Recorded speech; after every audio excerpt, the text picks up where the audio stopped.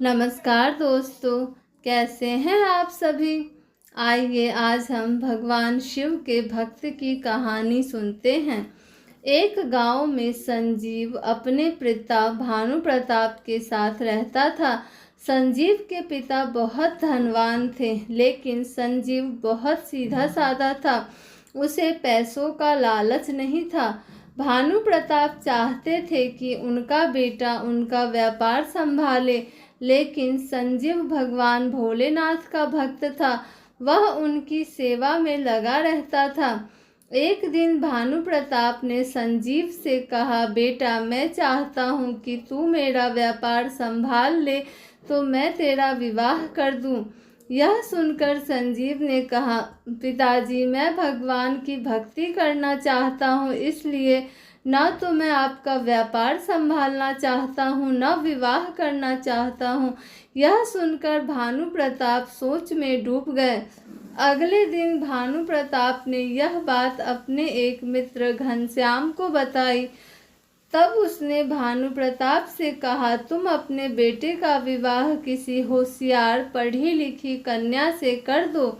वह तुम्हारे व्यापार और बेटे दोनों को संभाल लेगी। कुछ दिन बाद भानु प्रताप ने एक सुयोग्य कन्या देखकर संजीव का विवाह कर दिया। कविता एक पढ़ी लिखी समझदार लड़की थी। उसने घर में आते ही पूरे घर को संभाल लिया। एक दिन संजीव मंदिर जाने के लिए तैयार हो रहा था। तभी कविता ने कहा, आप हर दिन मंदिर जाते हैं, इससे अच्छा है मंदिर शाम को जाया कीजिए। सुबह मेरे साथ चलिए, दुकान खोलिए, व्यापार पर ध्यान दीजिए। यह सुनकर संजीव को बहुत गुस्सा आया, लेकिन वह बिना कुछ कहे मंदिर चला गया और भगवान भोलेनाथ के सामने बैठकर प्रार्थना करने लगा। उसने कहा, बाबा मेरे पिताजी ने बिना मेरी मर्जी के विवाह के चक्कर में फंसा दिया। अब तो मेरे लिए आपकी पूजा करना भी मुश्किल हो रहा है। संजीव अगले दिन जैसे ही मंदिर जाने के लिए तैयार हुआ, कविता ने उसका रास्ता रोक लिया और बोली, मैं एक पढ़ी लिखी समझदार लड़की हूँ, मैं भगवान को नहीं मानती हूँ। आजकल तो पैसा ही भगवान है। अपने भोलेनाथ को छोड़कर मेरे साथ दुकान पर चलिए। मैं आज आपको मंदिर नहीं जाने दूंगी। अगर जाना ही है तो शाम को चले जाना। संजीव को बहुत गुस्सा आया। उसने कविता से कहा, मैंने पिताजी से विवाह के पहले ही कह दिया था कि मैं अपनी पूजा पाठ नहीं छोड़ूंगा, फिर तुम क्यों जिद कर रही हो।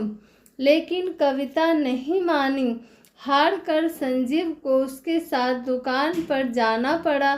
दुकान पर कविता कपड़े बेच रही थी, लेकिन संजीव का मन दुकान पर नहीं लग रहा था। वह आज मंदिर नहीं गया था, इसलिए वह बहुत परेशान था। तभी दुकान पर एक बूढ़ा आदमी आया। उसके कपड़े फटे हुए थे। उसने संजीव से कहा, बेटा मेरे कपड़े फटे हुए हैं, आगे सर्दी का मौसम भी आने वाला है, क्या तुम मुझे एक कुर्ता दे सकते हो। लेकिन मेरे पास पैसे नहीं हैं। संजीव को उस पर दया आ गई। उसने तुरंत एक कुर्ता उस बूढ़े आदमी को दे दिया।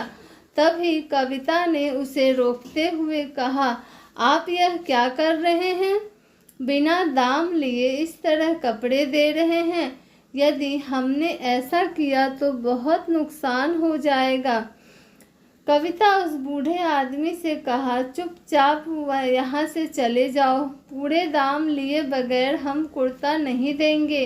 यह सुनकर वह बूढ़ा आदमी वापस चला गया, लेकिन संजीव को उस पर बहुत तरस आ रहा था। दोपहर के समय उसने कविता को खाना बनाने घर भेज दिया और वह कुर्ता लेकर उस बूढ़े आदमी को ढूंढने निकल गया। काफ़ी ढूंढने के बाद जब वह नहीं मिला तो वह शिवजी के मंदिर पहुंच गया। वहां उसने देखा कि मंदिर की सीढ़ियों पर वही बूढ़ा आदमी बैठा है। संजीव ने उसे आवाज़ दी, बाबा ओ बाबा। देखिए मैं आपके लिए कुर्ता लाया हूँ। बूढ़े आदमी ने संजीव की आवाज़ सुनी और वे उठकर मंदिर के पीछे चल दिए। संजीव आवाज़ देते देते उनके पीछे पीछे चल दिया। मंदिर के पीछे जाने पर उसने देखा वह बूढ़ा आदमी खड़ा था। संजीव ने उससे कहा, बाबा मैं आपके लिए दुकान से चुरा कर कुर्ता लाया था। आपको मैं काफ़ी देर से ढूंढ रहा हूँ। जल्दी से यह कुर्ता ले लीजिए। दुकान पर यदि मेरी पत्नी आ गई तो उसे सब पता लग जाएगा। यह कहकर वह उस बूढ़े आदमी को कुर्ता देने लगा। तब उन्होंने कहा, बेटा कुर्ता तो बहाना था, मैं तो केवल तुझे देखने आया था। तू हर दिन मुझसे मिलने आता है, आज नहीं आया तो मैं तुझसे मिलने खुद आ गया। यह सुनकर संजीव ने कहा, लेकिन बाबा मैं तो पहली बार आपसे मिला हूँ।